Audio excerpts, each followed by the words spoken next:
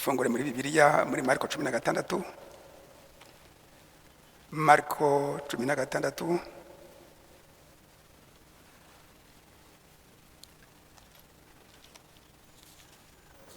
Aho umuhanuzi nawe yasomye icyo gice cya nyuma cya Marko. Icyo gice cya nyuma cya Marko, umutwe w'icyo gice, kuzuka kwa Yesu. Kuzuka kwa Yesu. Turasoma iyi mirongo ku kuzuka kwa Yesu.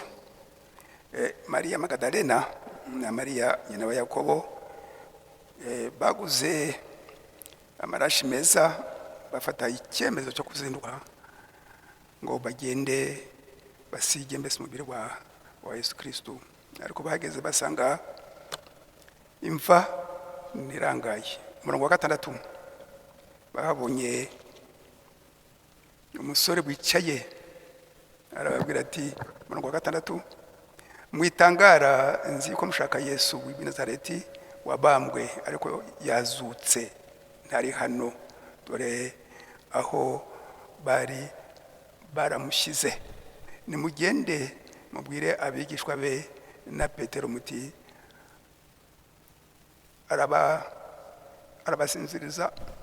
arababanziriza kujya i Galilaya, iyo niho muzamubonera nk'uko yabibabwiye. Umurongo wa 14, ubwa nyuma abonekera abigishwa be 11 bicaye bafungura, abagaya kubwo kutizera kwabo no kunangirwa ku mitima kwabo, kuko batemeye abamubonye amaze kuzuka. Arababwira ati, mujye mu bihugu byose mwigishe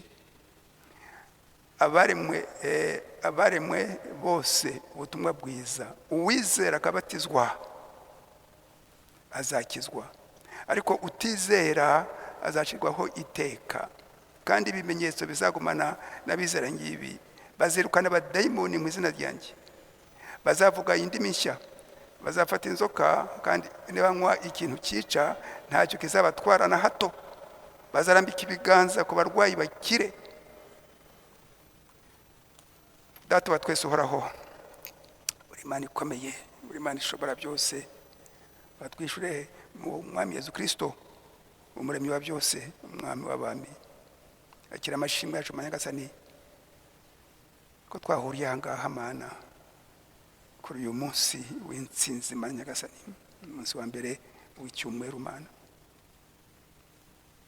Intsinzi ya Yesu Kristo atsinda urupfu, atsinda ikuzimu, ngo natwe ngo dusangize kuri iyo ntsinzi ye.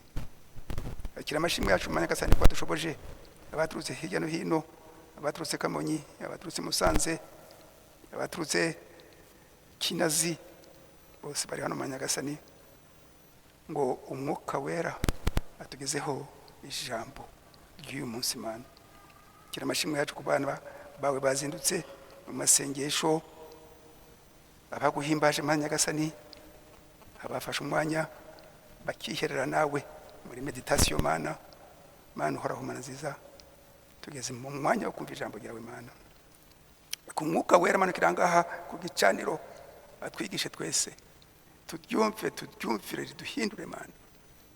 Amadayimoni yose yaduhuza Mana Nyagasani, ngo twumve ijambo ryawe neza, atsindwe mu izina rya Yesu Kristo, atsindwe burundu Mana. Buri mwana wese atahane iri koro, wagenda avuge iki? Avuge ijambo ryawe, ubutumwa bwiza ubw'igihe cyacu Mana. Mana uhoraho Mana nziza, amashimwe yose na yawe, icyubahiro ni cyawe, mu izina ry'umwami wacu Yesu Kristo, amen. Amen, amen, amen, amen.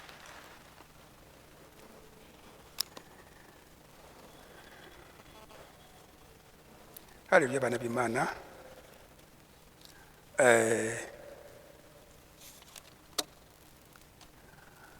Ikibwiriza, mugende kuvuga, mugende muvuge. turaza kubona icyo kuvuga icyo ari cyo. Ngende muvuge mu cyongereza go tell, igifaransa allez dire.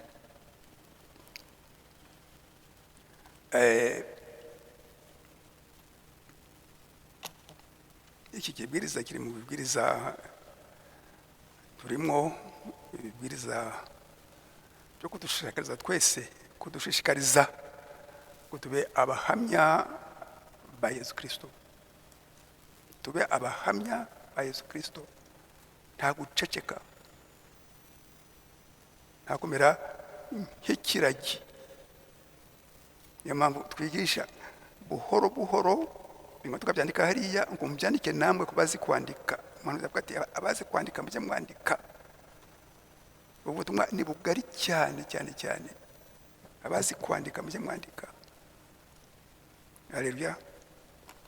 Ku gika cya 15 niho umuhanuzi avuga ati, mwumve ni kirekire, je vais tirer un texte à partir de 2 mots. Ati ngiye kwigisha nshingiye gusa ku magambo abiri, allez dire, go tell. Genda uvuge icyuzi, uvuge yuko ufite umuntu uri inyuma yawe uguhaye iki, iyo nshingano yo kuvuga, akaguha n'icyo kuvuga. Aragutumye, aguhaye ubutumwa, ari hamwe nawe. Uratinya iki? Genda uvuge, allez dire. Ni igika cya 15. Haleluya. Igika cya 17,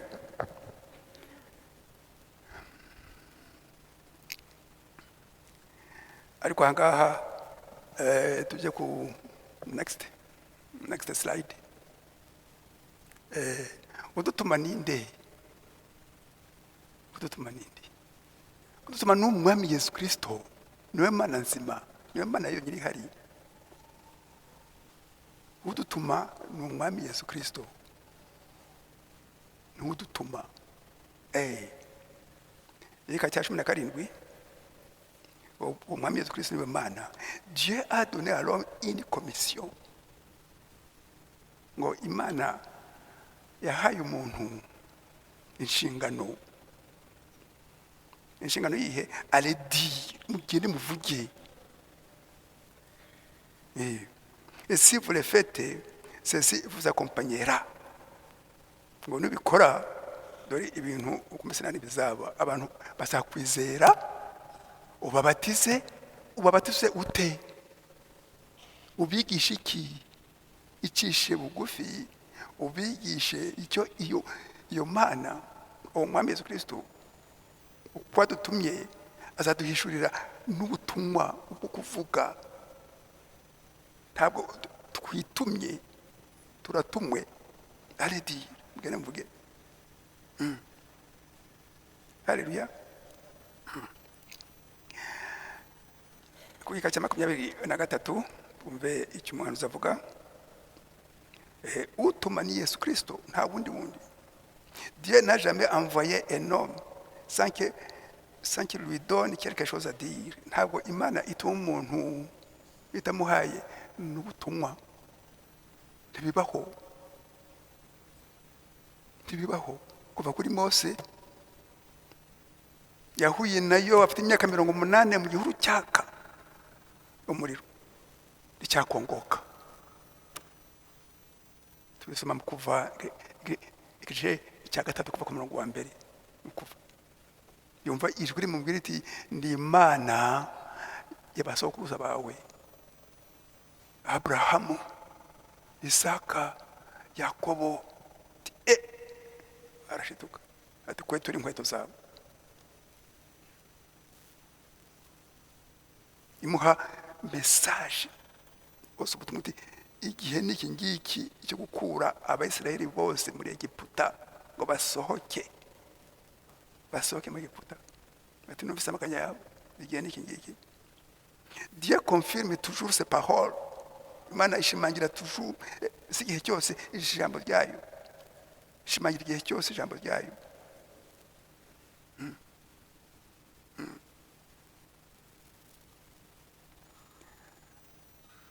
n'umwami Yesu Kristo rero ni Imana nzima ituma abantu.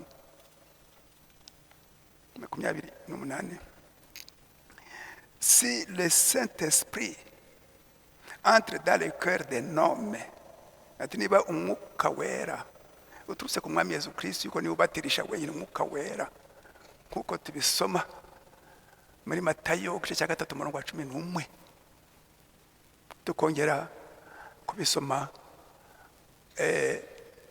muri Yohana igice cya 1 umurongo wa 33, ko Yesu Kristo ubatirisha umwuka we wenyine. Yohana igice cya 1 umurongo wa 33 na Matayo igice cya 3 umurongo wa 11, ko Yesu Kristo wicaye ku ntebe y'imbabazi ubatirisha umwuka we wenyine.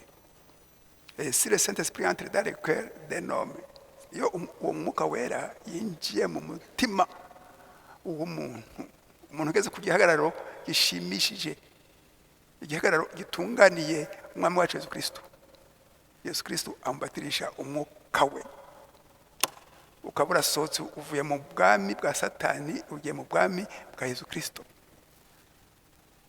ukaba uvutse bundi bushya. Celui-ci croira que Jésus est ressuscité des morts. Uwo muntu azizera neza ko Yesu yazutse mu bapfuye, et qu'il vit en lui pour agir. Alléluia. Et qu'il vit en lui pour agir. Yuko Yesu amurimo. Uwo Yesu ninde? Ni umwuka wera akurimo, ngo ugire ute, ngo ukore n'imbaraga, pour agir, pour accomplir la volonté que lui est venu accomplir. Ngo dukomeze mbese ubushake bwe. Hari igihe twasobanuye neza cyane ibyo Yesu yavuze muri Yohana 16 umurongo wa 7, avuga ati mufite inyungu yuko ngenda ngo mbereze umwuka wera, mufite inyungu njyewe ndi umwe, igihe umwuka wera azakora ibyo nakoraga mu bantu benshi. Kumugena Yesu Kristo ngubu ari hose ku isi bari kumutegura, bandi bamutegura abagaragu b'Imana bafite umwuka wera, basimbura Yesu Kristo, utuyobora kaduha izo mbaraga, akatwishyura ijambo rye hose ku isi, Oceania, Buraya, Afrika, Amerika, hose ku isi. Uyu amaze ngaha ku isi imyaka 3 n'igice yigisha, abizera b'anyakuri bagiye mu kima cyo hejuru bari 120. Uwo mubare tuwusoma mu byakozwe n'intumwa igice cya 1 umurongo wa 15. Byakozwe n'intumwa igice cya 1 umurongo wa 15. Asiga abantu 120 gusa mu myaka 3 n'igice. Ari Imana nzima, abantu ntabwo bashobotse.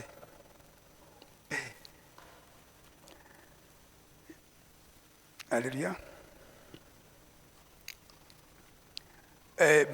Utuma ninde? Utuma ni Yesu Kristo.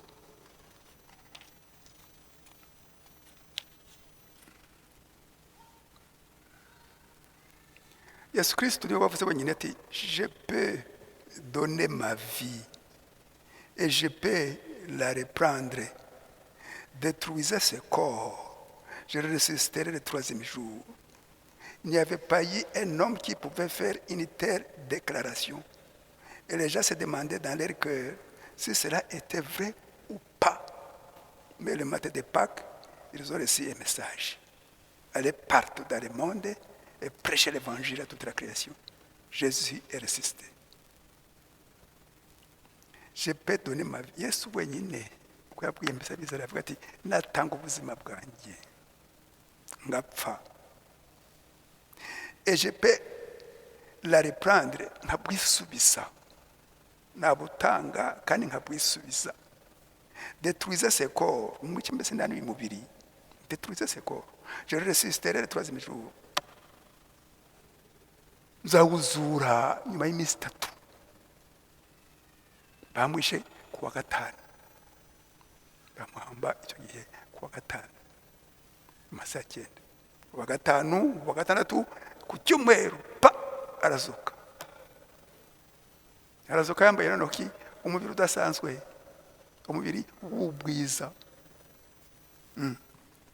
Jésus tere troisième jour ati natanga ubuzima bwanjye ngo bakize ibyaha kandi bacungure kandi nkabwisubiza. Ati umubiri wanjye nimuwice, nzawuzura ku munsi wa gatatu.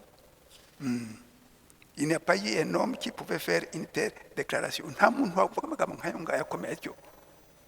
Barabyumvise bagati ariko ibintu ni ukuri bizashoboka kweri kweri bizashoboka. Haleluya, birashoboka koko, birashoboka. Et les gens se demandaient dans leur cœur si cela était vrai ou pas. Abantu bibaza ariko ibintu yuko azatanga ese umubiri we umunsi wa gatatu akawuzura. Ati bizashoboka, birashoboka. Mais le matin de Pâques, kuwa mu gitondo cya Pasika, munsi wa gatatu no kurazuka. Ntabwo ati ugende mu bwiza ubutumwa bwiza yuko nazutse, yuko ndi Imana nzima. Mu bwiza ubutumwa bwiza. Haleluya. Ubwo rero ni ikintu cy'ingenzi cyane. Je suis celui qui était mort et qui vit encore. Je suis celui qui donne le message. Alléluia. Je suis celui qui était mort. Ni wa wundi wari warapfuye. Et je vis encore. Je suis ressuscité. Narazutse, ndiho, ni mundebe, ni mundamutse, munkoreho mu kiganza. Alléluia. Et je suis celui qui donne le message. Ninjye utanga ubutumwa bw'agakiza. Alléluia. Ninjye utanga ubutumwa bw'agakiza, nta wundi. C'est moi qui donne le message, nta wundi. Undi wapfuye akazuka ninde ariko? Ntabwo tuvuga amazina y'abantu. Abantu bashinze amadini bageze bati ninde wapfuye akazuka. Abantu bose bashyizeho inzira ziyobya abantu. Ngo inzira izagakiza, inzira ziyobya abantu. Inzira yonyine y'ukuri ni y'umwami Yesu Kristo. Yavuze ngewe nzira n'ukuri n'ubugingo, ntawajya kwa data ntamujyanye. Ese ninde? Wa Mwuka Wera wari umurimo. Ati nta unsanga atanciyeho. Ngewe umwungeri mwiza, ngewe rembo ry'intama zanjye. Haleluya. Ngewe rembo ry'intama zanjye. Abantu bagashyira mu nzira zabo. Yesu mbere yuko apfa avuga ati nzatanga mbese ubuzima bwanjye nano y'umubiri wanjye iminsi 3 nzuke mbeho mbiyereke n'undi wundi abantu bashize amadini yose ku isi n'abantu bakuzana no kuyashinga n'akazi kabo nibatecisha bugufi ngo basenge Imana ati Imana uduhishurire inzira y'ukuri y'ubugingo buzabana iteka nawe, bazarimbuka. Ntabwo Imana ibona ubwishi bw'abantu, ibona abantu bari muri gahunda yayo.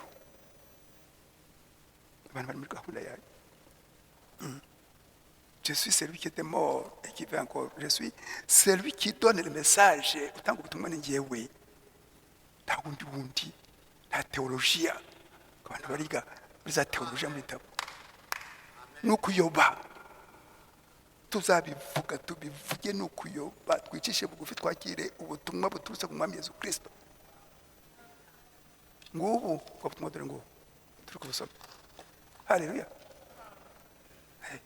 N'utanga ubutumwa wenyine agatanga ubutumwa. Tugomba kwicisha bugufi bashiki banje bene data, ngo tube koko abana b'Imana, tugendere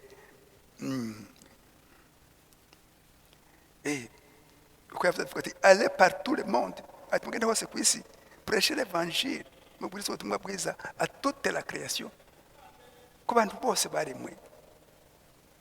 L'évangile n'est pas venu en parole, seulement, mais avec puissance et démonstration du Saint-Esprit. Ubutumwa bwacu ntabwo ari amagambo gusa, bwerekezwa n'imbaraga z'umwuka wera, imbaraga zikiza indwara, izirukana abadayimoni, zikora ibintu bikomeye. Haleluya! Icyubahiro cy'umwami wacu Yesu Kristo igihe cyose. Ntabwo ari guhendahenda mama, oya, jya mu ijambo ry'Imana umenye ko dufite iki umwami wacu Yesu Kristo, uko yahoze ejo hashize niyo munsi ni ukuri kandi ko azahora iteka, kuko tubisoma mu Heburayo igice cya 13 umurongo wa 8. N'ubu ni muzima, ari kugenzura igihe cyose. Umuguni saa 5 n'iminota hafi ngahe, ari gufata iyi si akayizunguza atya, imibumbe iruta iyi si ni za miliyoni, nta mpanuka ihaba, ntaki. Haleluya! Umugenga wa byose, twicishe bugufi tugende muri gahunda ye, bitari gahunda y'abantu uwo ari we wese ngo ndarize ngo mfite amata gutora. Ni iby'isi, ni ibyo mu mutwe, nta buzima bitanga, nta buzima bitanga. Igitanga ubuzima nubwo butumwa buturutse ku mwami wa Yesu Kristo, nibwo butanga ubuzima, ubugingo uzabana iteka nawe ari partout dans le monde. Haleluya! Allez dire, mugende muvuge, dites à mes disciples que je suis ressuscité des morts. Mugende mubwire n'abizera yuko nazutse. Voici, je suis tous les jours avec vous jusqu'à la fin du monde. Nzabana namwe kugeza iherezo ry'isi. Ari ku ntebe y'imbabazi, ari kutureba. Niyo usitaye ababizi, aturinda ibintu bingana iki bikomeye birenze ubushobozi bwacu, aturira imigambi ingana ite y'umwanzi Satani dutega. Ntituyimenye ubundi akamenya gusa utuntu duke, adukorera ibintu byinshi. Haleluya! Nzi icyo mvuga njyewe kuri imyaka yanjye, nzi ibyankoreye bikomeye cyane, niyo mpamvu mushikamaho. Haleluya! Mfite imyitozo nawe, allez dire, mugende muvuge, je suis avec vous jusqu'à la fin du monde. Aturimo umwuka wera, uwo mugide wacu, uwo muyobozi wacu, icyo kimenyetso cye ni umwuka we yaduhaye. Buri muntu akamuha. Yategereje uwanyu muzakira uwo mwuka wera. Haleluya! Ika cya 86 turebe icyo umuhanuzi avuga kuri iki gika 86. Utuma ninde? Umwami Yesu Kristo. 86 nta wundi utuma. Et tu as confirmé l'évangile que j'ai prêché, parce que le message vient de toi. Alléluia! Umuhanuzi aravuga ati ubutumwa bwiza nabwirije, warabuhamirije yuko ubwo butumwa ni ubwawe. Twibuke ya tariki ya 11 z'ukwezi kwa gatandatu 1933, ariko batiza itsinda rya mbere ry'abizera ku muntu wa 17. Ijwi riva mwiti, uko nohereje Yohana umubatiza gutegura kuza kwanjye kwa mbere, nawe ndakohereje n'ubutumwa. Ndakohereje n'ubutumwa gutegura kuza kwanjye kwa kabiri. Hari abantu benshi magana bafata n'ifoto yabyo, bafata ifoto saa 8 z'amanywa ku ruzi runini cyane. Narahageze jewe na mushiki wanjye, afata ifoto iyo nkingi muri ruzi. Tu as confirmé l'évangile que j'ai prêché, wahamirije ibyo nabwirije, parce que le message vient de toi. Yigisha ibihe birindwi by'itorero, avuga n'amazina, avuga n'amatariki, avuga ibintu byose n'amatariki n'amazina. Umuntu utarangije na primaire, umuhanuzi wacu ntabwo yize na primaire ngo yirangize na certificate ngo ayibone. Ibanza kubyingisha, inkingi y'umuriro izangarira ku gikuta, irabicapa byose. ka projection ya Yosefu ukunda guprojecta hari arayiprojecta nawe arayiprojecta bikoma ngaho abantu bavuze induru bagira bate ngo ihamirize iyo nyigisho yuko atari ya Branham ari inyigisho ya Yesu Kristo imunyuriyemo yabwiye nika matariki yose nayo mazina yaba Colomba yaba Martini ya Luteri ya John Wesley n'amatariki ye n'ubutumwa n'ibiki byose. Haleluya. On vous demande ce qu'on a vu. Je ne suis jamais allé dans une école. Je n'ai jamais consulté quelqu'un. Je n'ai fait que lire ta parole et attendre te voir.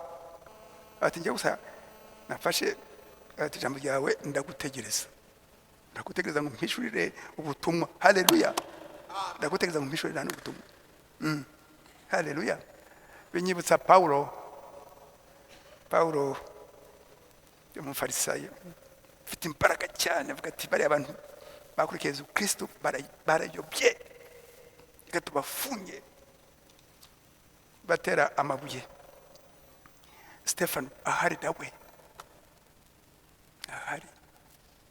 ari mu nzira ya Damasiko afite inzandiko bamuhaye zo gufata abo bantu bita abakristo ngo bafunge bacecekeshe. Abona iyo nkingi turuze mu kirere ba ijwi riva ngo iti Sawuli undaganyiriza iki aturinde mwami ati ndi Yesu urenganya. Negashoka umuntu warwanyaga Yesu ijwi rivamo Paulo umunyabwenge cyane bishwe na Gamaliyeli ati ya nkingi y'umuriro ati niwe mwami niwe Yehova niwe Uwiteka niwe uhoraho niwe ndiho. Dushaka kuvuga rero mu Bagalatiya igice cya mbere umurongo wa 11 n'umurongo wa 12 mwandika aho hantu Paulo aravuga ati nta muntu wanyigishije ijambo ry'Imana. Ni Yesu Kristo wampishuriye ijambo rye ari mu ijuru. Ni Yesu Kristo wampishuriye ijambo rye ari mu ijuru. Haruguru buhoro Abagalatiya igice cya mbere umurongo wa 8 wa 9 bisimo kabiri aravuga ati umuntu uzabwiriza ubutumwa butandukanye niwo bwacu nubwo bari marayika uvuye mu ijuru avumwe. Amina. Abisima kabiri avumwe. Umuntu utazabatizwa mu izina rya Yesu Kristo avumwe. Umuntu utazizera yuko hari Imana imwe avumwe. Utazizera yuko iyo Mana imwe ari umwami wacu Yesu Kristo avumwe. Haleluya. Umuntu uzanyuranya na Bibiliya ngiye avumwe. Haleluya. Ati nta muntu wanyigishije uwo Yesu Kristo ntabwo njye nari muzi. Yampishuriye ubutumwa ari mu ijuru yicaye ku ntebe y'imbabazi. Anjyana kure. Arabia ni kure. Vuye Palestine uramanuka ibyo bihugu byose za Yorodani za Yewo ukabirenga za Iraq nayo ukazirenga. Arabiri hepfo cyane urenga ibihugu byinshi. Ati niwe wanyigishije. Cyo dushaka kuvuga ngaha rero utuma ni Yesu Kristo. Dufite udutuma. Amina. Yes. Dufite udutuma. Ntabwo twituma nk'abandi bituma. Arituma nta butumwa afite azakora iki nakavuyo gusa nuko by'abantu. Next, second slide. Ubutumwa n'ubwa Yesu Kristo udutuma Yesu Kristo n'ubutumwa n'ubwe ntabwo ari ubwacu. Mesage ntabwo ari zacu. Ibintu byose nazo ntabwo ari ibyacu. Ntabwo ari n'ibya Branham.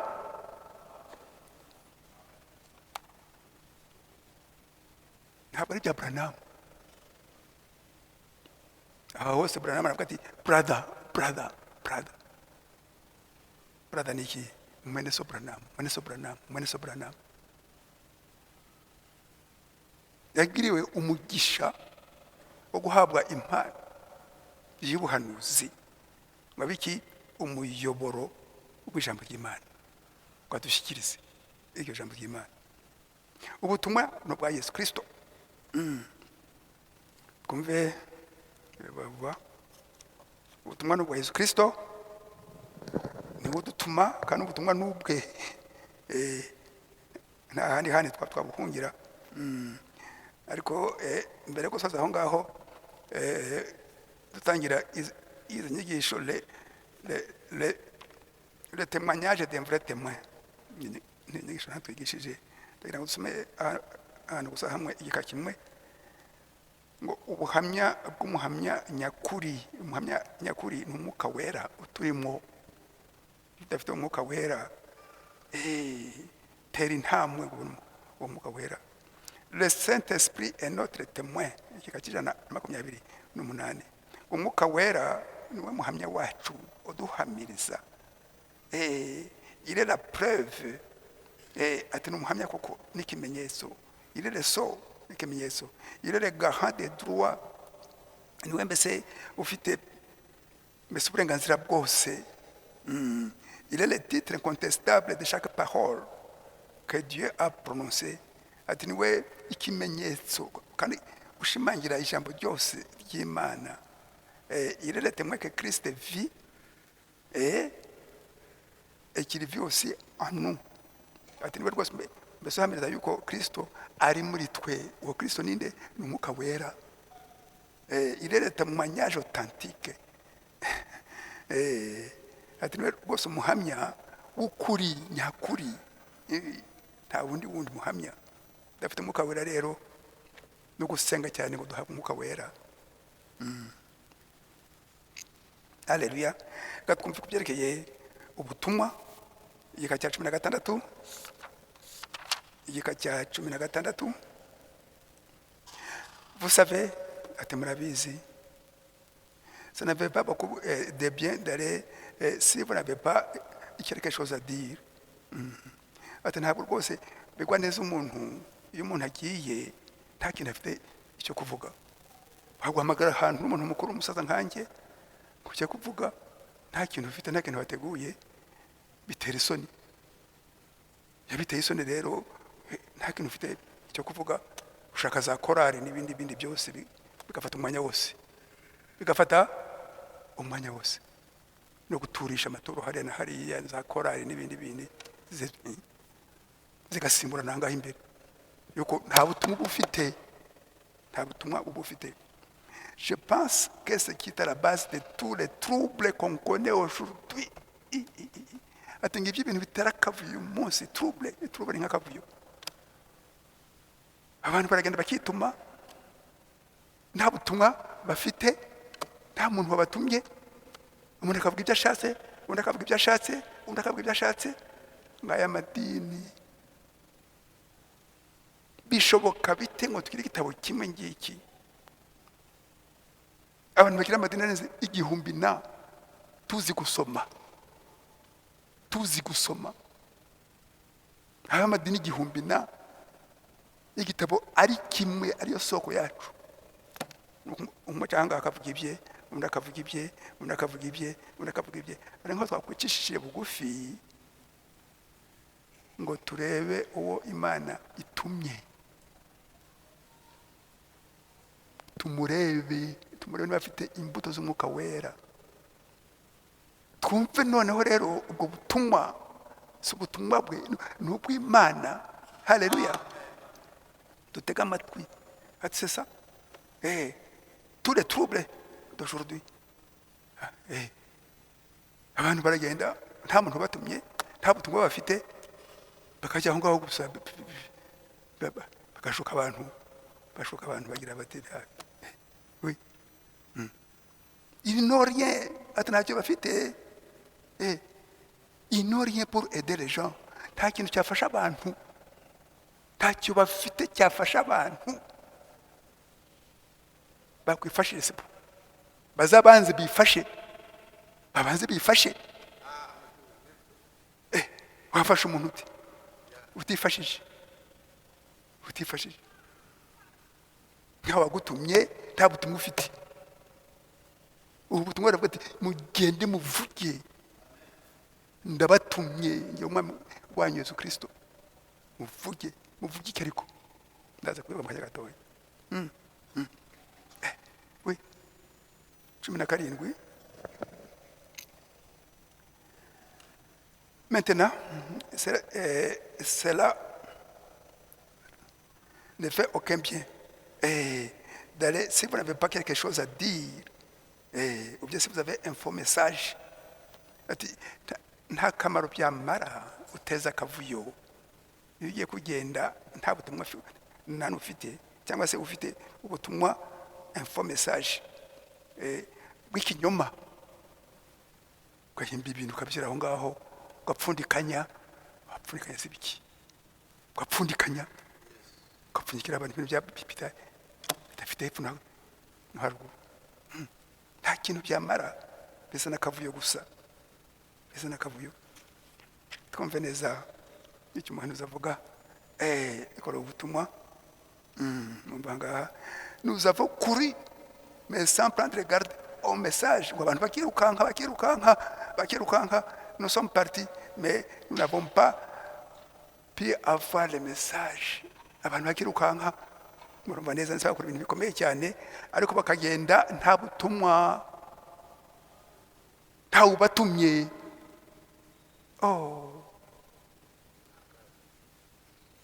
akaga gakomeye cyane nta ubatumye nta butumwa bagahora ngaho ugasanga isengero ziruzuye na hose ibintu biruzuye nta muntu wamutumye nta butumwa afite ati ngibyo nani biranga hanze ngibyo rwose biranga hanze on part abantu kagenda on ne sait pas quoi dire nta kintu umuntu yavuga quand on arrive à destination tugeze iherezo se nta kintu babwiye abantu ntacyo ntabwo wabigishije yuko isezerano ryacu mbere ya Pentecote Yesu abisubira mu inshuro nyinshi ari guhabwa umwuka wera ngo bishimangira abakristo babyumve yuko umwuka wera ni isezerano ryacu niko gakiza n'umwuka wera kubashyitsi bahire baje umunsi bagatse umwuka wera umuntu yawubona ate yawubona aza kumvira ijambo iri ngituri gusoma dore ngiri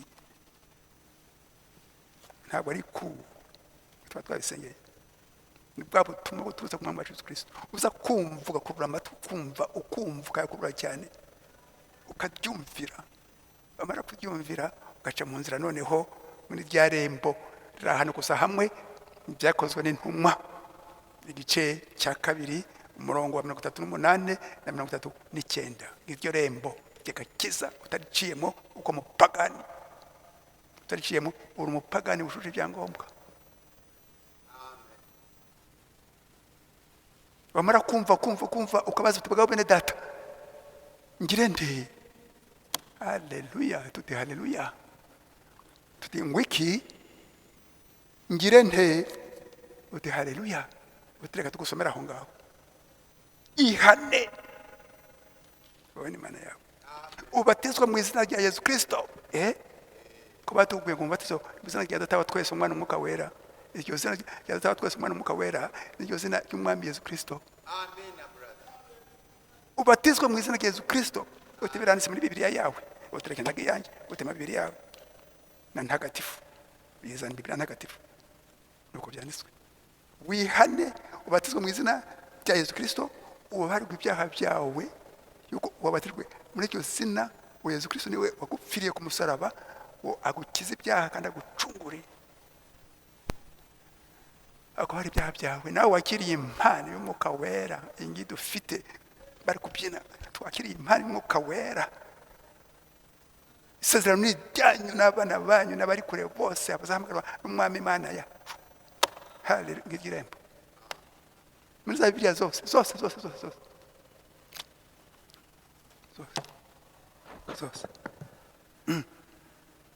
haleluya. Niko nguko naho abo bantu batatumwe badafite na message n'ubutumwa, akazi kabo ni iki? Ni ukuyobya abantu, ni ukuyobya abantu ku mugaragaro. Tuzabivuga duki igihe cyose. Ils n'ont pas de message. Ils n'ont pas de message. Ils n'ont pas de message. Ils n'ont pas de message.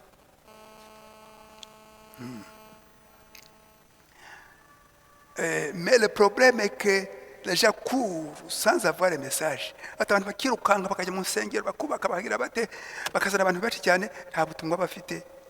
Ils y vont avec la théologie.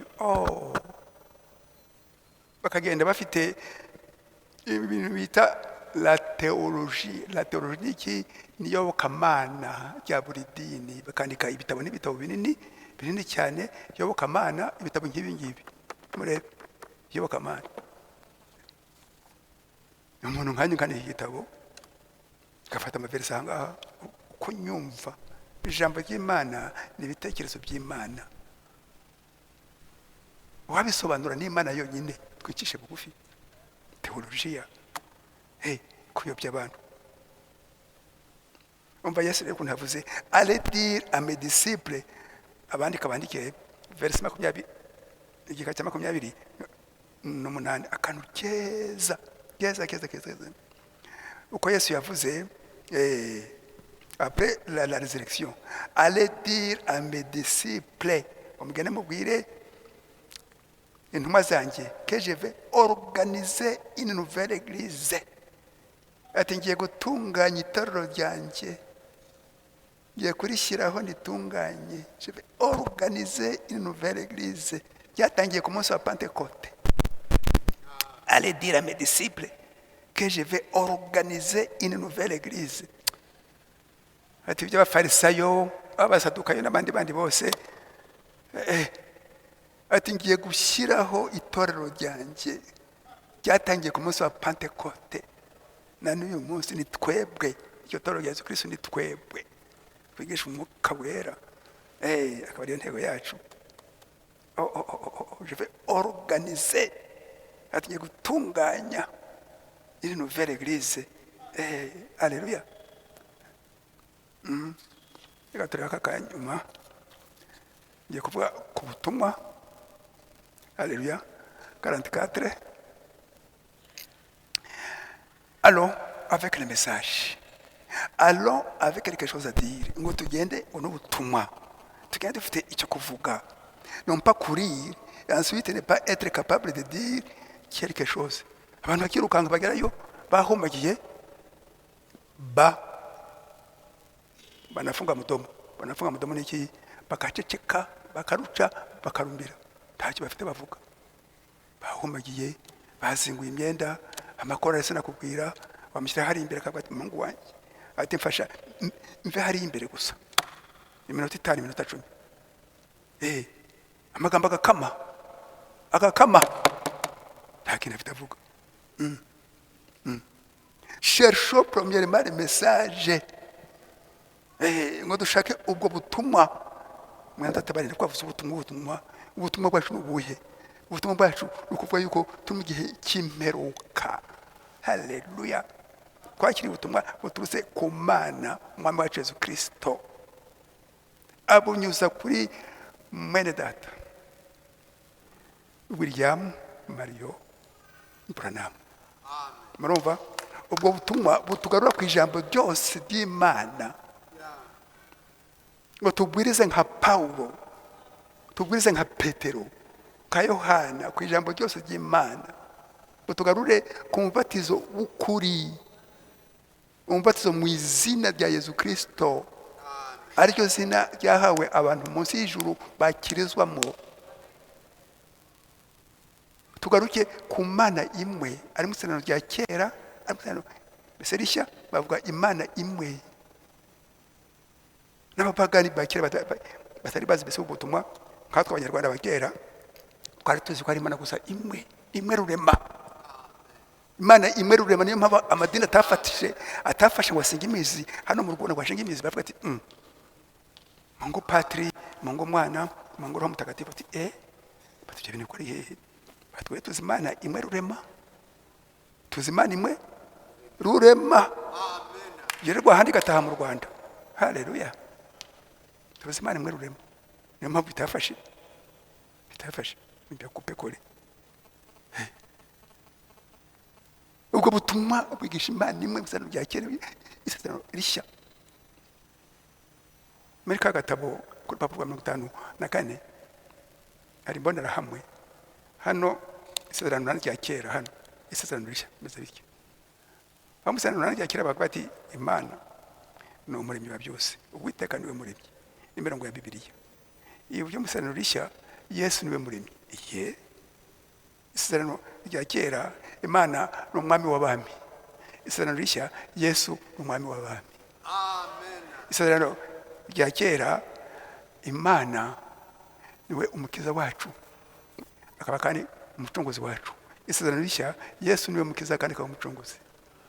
Isezerano rya kera, imana ni iya mbere ikaba iy'imperuka. Isezerano rishya, Yesu niwe uwa mbere akaba uw'imperuka. Bigakomeza bimanuka bya bintu isezerano rya kera byose byasimbuwe na Yesu Kristo. Nta yindi imana ihari. Bamwe bose batwatwereka data ati igihe cyose mbana namwe ntimuzi data. Ati mbonye yabonye data. Ati mbonye yabonye data. Data ni umwuka ndimo nkoresha ibintu byose. Muri Yohana 10:30 ati jyewe na data turi umwe, nta wundi haba.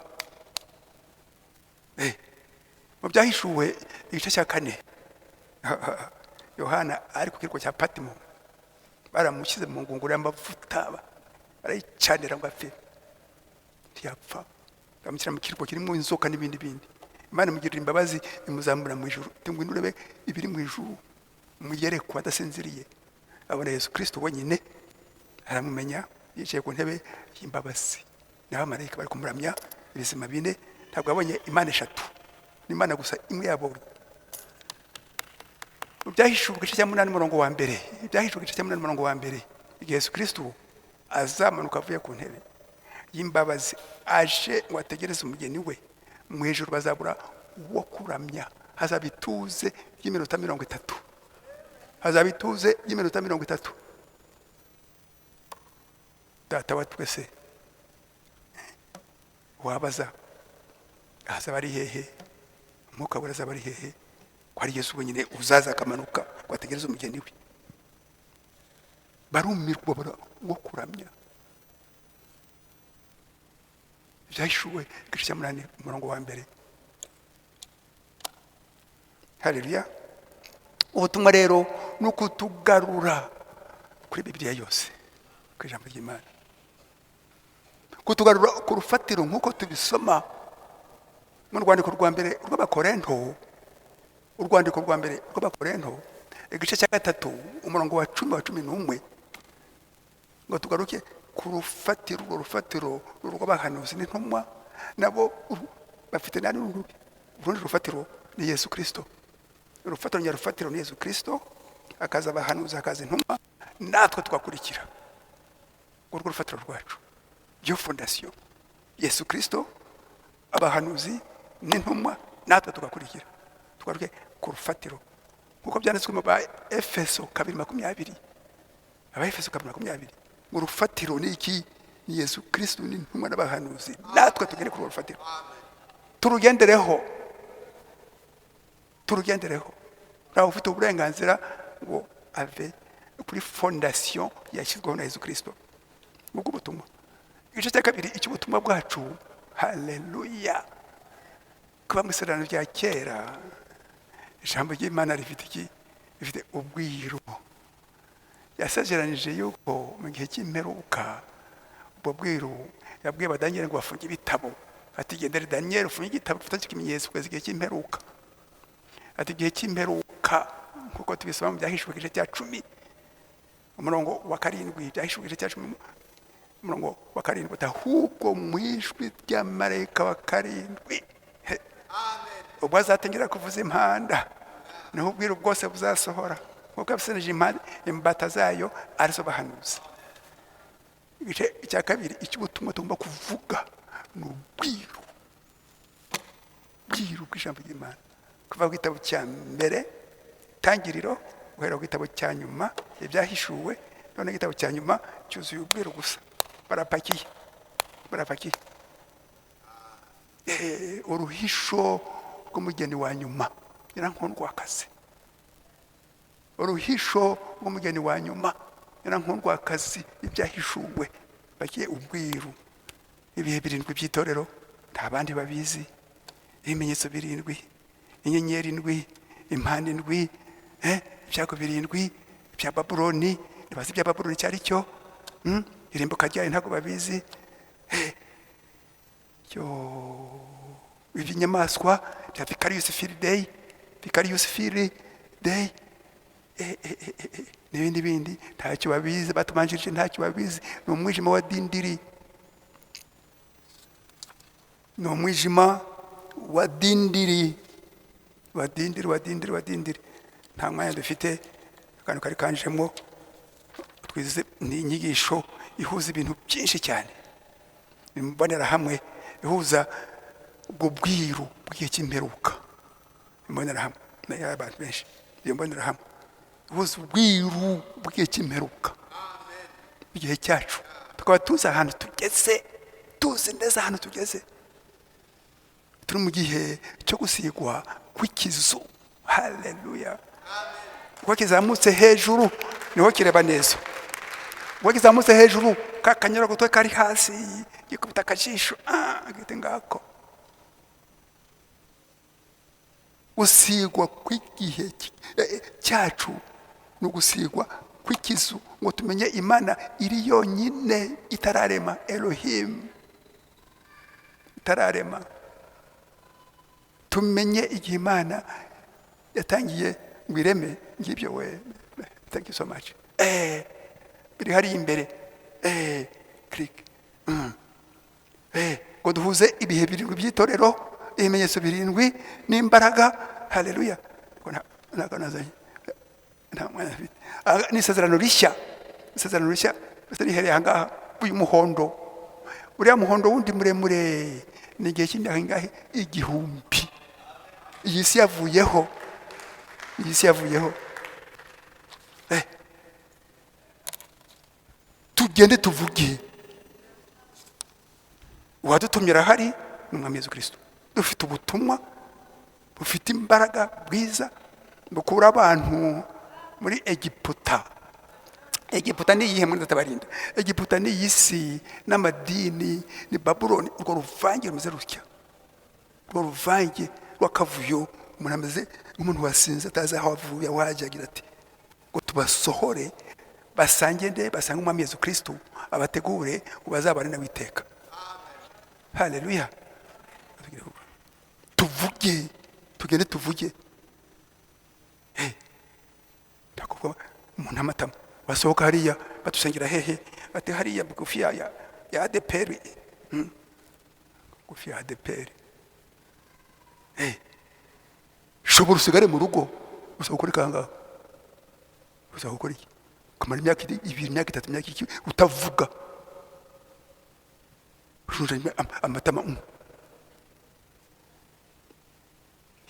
Bitugane, tugende tuvuge, takujunjama. Dufite icyo kuvuga, uwadutumira hari, tugende tuvuge. Next. Iwa gatatu, abavuga ni bande se? Abavuga ni bande? Abavuga ni intumwa, n'abahanuzi, abagaragu b'Imana, ariko ni twese ubwira wa Kristo. Twese abizera, abakiri mu mwaka wera, tugende tuvuge. Tugende tuvuge. Igice 25 abo bantu bavuga, uvuga yuko ufite umwuka wera, no bagushoboza gutinyuka Babuloni iranga hanze, gutinyuka amadini, gutinyuka ibindi byose. intumwa abahanuzi, Abaefeso 4:11, Abaefeso 4, hari intumwa, hari abahanuzi, hari abigisha, hari ababwiriza butumwa. Itandukaniro ni rimwe neza barinda. Itandukaniro nuko umubwiriza butumwa arasoma akazana message akayumva ikangurira bizera ngo bihane, bababare, basaba Imana imbabazi, akabakangurira ngo babatizwe mu izina rya Yesu Kristo n'imbaraga nyinshi. Umwigisha ninde? Umuntu ufata ijambo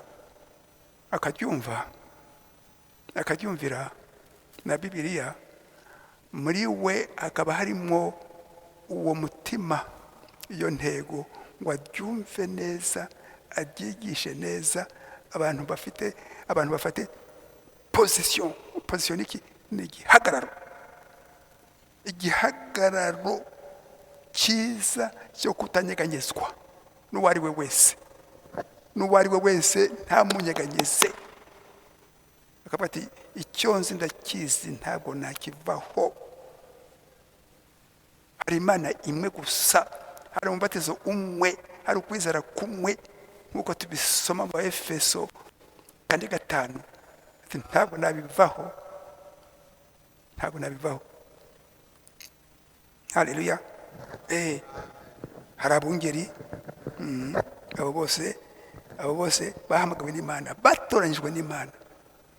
Natwe kuza aha ngaha twatoranyijwe n'Imana. Nta muntu wadushyizeho ngo aduhe ibaruwa y'akazi, aduhe ibaruwa y'akazi. Haleluya. 25 twumva aha ngaha. Le monde est à la fin. Ici igeze ku iherezo. Les églises ont atteint leur apogée. Ati n'amadini ubu ngubu ageze ku iherezo, bari kwihuza, impuzamadini za rike n'ibindi byose. Les nations ont atteint leur apogée. Ati n'ibihugu nabyo bigeze ku iherezo. Murabizi intambara, nta kintu bapfuye bakarwana gusa, yuko umwe afite imbaraga kurusha undi. La vie humaine a atteint son apogée. Ati n'ubuzima bw'abantu nabwo bugeze ku iherezo. Igisigaye ni iki? Igisigaye no kwitegura, buri muntu agatekereza ku iherezo rye. Tugeze igihe cy'amataha, bari kwibumbira hamwe mu mpuzamadini. Umugeni nawe reka yibumbire hamwe ku isi hose, yumva ubutumwa nk'ubu ngubu buturutse ku mwami wacu Yesu Kristo, ngo umukore rwose ku mutima afata icyemezo buri mubatizo w'Umwuka Wera. Haleluya. Abone icyemezo cy'Umwuka Wera. Le monde a besoin de messagers avec un message pour dire quelque chose. Le monde a besoin de messagers. Ati iyi si ikeneye intumwa ifite ubutumwa, ngo ubwo butumwa abugeze ku bantu bazabwumva bagasohoka muri iyi si igeze ku iherezo. Ubwo butumwa ngo butegure abazumva ubwo butumwa. Ubwo butumwa n'ubuhe? Ngubu turi kubusoma, turi mu gihe cy'ijwi rirenga. Ijwi rirenga ni message rigera kure cyane, abantu bakabyumva n'imbaraga z'Umwuka Wera. Ijwi rirenga, abantu babyumve bavuga ati bati haleluya, bati himbazwa Mwami, watweretse inzira y'ukuri y'agakiza, udushoboze tugendemo. Le monde a besoin des messagers avec un message pour dire quelque chose. Wagira icyo avuga. D'où vient ce message? Ubutumwa buturutse hehe? Ce message vient du Seigneur Jésus-Christ. Ubutumwa buvuye ku mwami wacu Yesu Kristo. Ahantu umuhanuzi aravuga ati c'est une lettre d'amour, ngo n'urwandiko rw'urukundo atwoherereje. Niyo mpamvu abana b'Imana rero babisoma, babyumva, bakishima, bati haleluya. Nta gusinzira. Urwandiko rwa sheri wacu, our darling, sheri wacu Mwami Yesu Kristo. Ubutumwa, the qui vient-il? Le Seigneur Jésus-Christ. Si cette église est appelée par son nom et qu'elle est sauvée,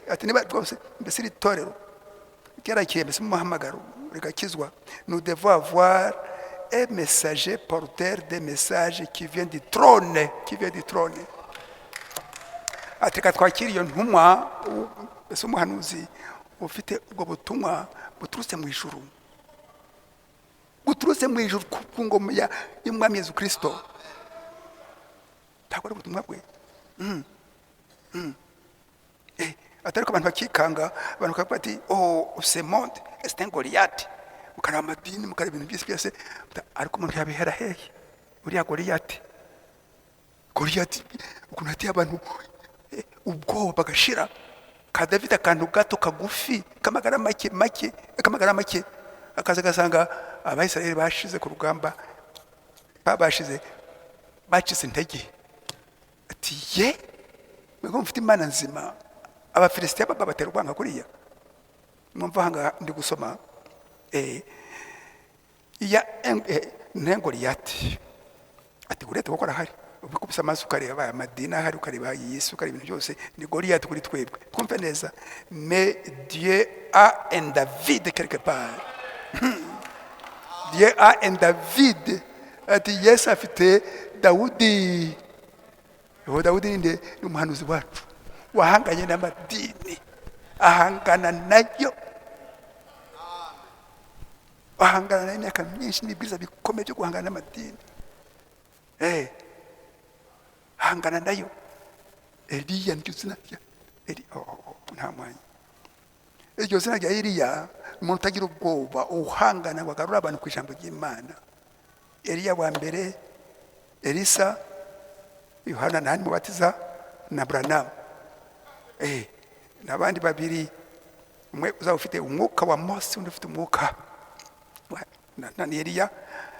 Tubisoma mu Byahishuwe igice cya 11. Bazaza bakazana iyi message ubutumwa bakabushyira Abayisiraheli, umugeni amaze kuzamurwa. Isi iri gushya icyapya ahandi kuri ntuza. Haleluya. Ati oui, il y a un Goliath, mais Dieu a certainement un David. David sabata icyo cyaguri yatayikubita hasi akakigaragura. Nous devons avoir des messages puissants. Unimanda ngutugire ubutumwa bufite imbaraga. Haleluya. Ubutumwa bufite imbaraga. Ni ngombwa ngo tugire ubutumwa bufite imbaraga.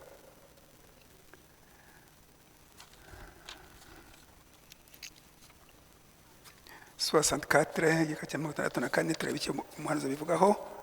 64 anga umuhanuzi kuvuga ko kubye, akavuga kuyerekwa. Ati j'ai vu Jésus dans une vision 2 fois dans ma vie. Et je crois que je le verrai encore avant la fin du temps. Ati nabonye Yesu wantumye, il m'a regardé d'en haut et il m'a dit, yerekwa abona Yesu neza adasinziriye. Ngo Yesu aramubwira, tu attends que ton nouveau ministère te soit confirmé. Atutegereje yuko umurimo wawe mushya nawuhamiriza. Il a dit, nuko Yesu barakunze aramubwira, je te l'ai déjà confirmé. Il est déjà confirmé. Tu dois accepter cela. Voyez-vous, je me suis mis debout et je l'ai écouté pendant un instant. Ati ubutumwa bwawe narabuhamirije. Ati nuko ndabyumva ndabitegereza. Haleluya.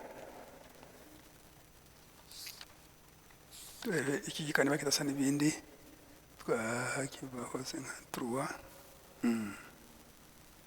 Alors ati aujourd'hui nous sommes circoncis par le Saint-Esprit. Ati uyu munsi twakebwe n'umwuka wera.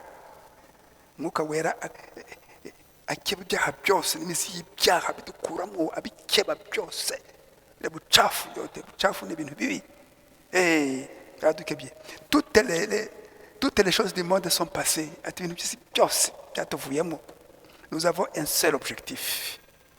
Adufite intego imwe, te servir Seigneur, ngo tugukorere mwami. Nous avons un seul désir, ngo dufite icyifuzo kimwe, t'aimer et être tes disciples, ngo tugukunde mwami kandi tube intumwa zawe Mana, tugende tuvuge, twe gutumbika amatama, tugende tuvuge. Yuko Yesu Kristo akiza indwara, ati izere uti ngusenge ukire. Yesu Kristo kwa igisubizo ku bigeragezo byacu, ko Yesu Kristo ari ubuhungiro bwacu, ko mwami Yesu Kristo ari byose kuri twe.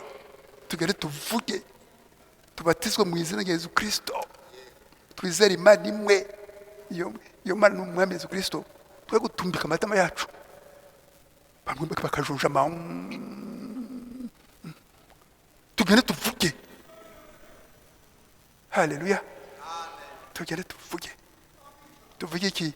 Tuvuge ubutumwa bwiza, tuvuge ko ariho n'ubwiru ubw'umugeni bw'igihe cy'imperuka, butuma ukwizera kwacu kuzagera hejuru cyane, Imana ituzamura umuntu adapfuye, nk'uko tubisoma mu rwandiko rwa mbere rw'Abakorinto igice cya 15 umurongo wa 51.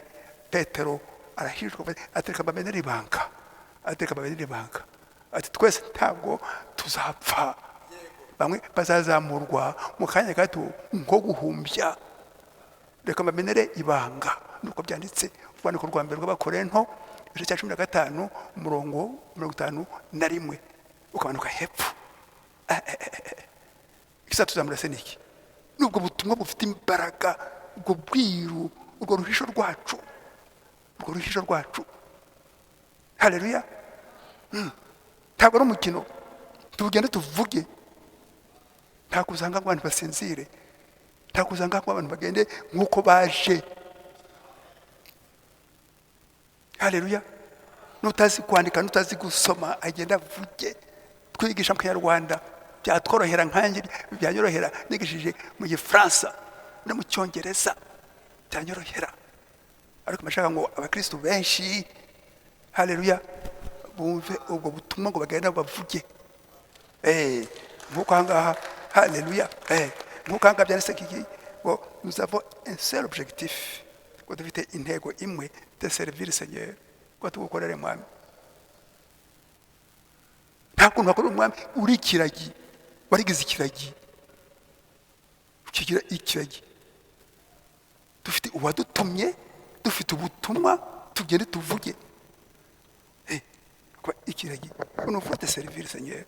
Nous avons un seul désir, dufite icyifuzo kimwe, t'aimer. Mwami Yesu Kristo navuga ati nkunda bankunda kandi bashakana mu mwete bazambona. Muri Matayo igice cya 22 kuva ku murongo wa 37, Abafarisayo batega Yesu imitego by'Abafarisayo by'abapagani, atubwira itegeko kuruta andi mategeko yandi yose. Yesu arabareba ati itegeko atiruta andi mategeko yandi yose, ukundisha Imana umutima wawe wose, ukunde na mugenzi wawe nk'uko wikunda.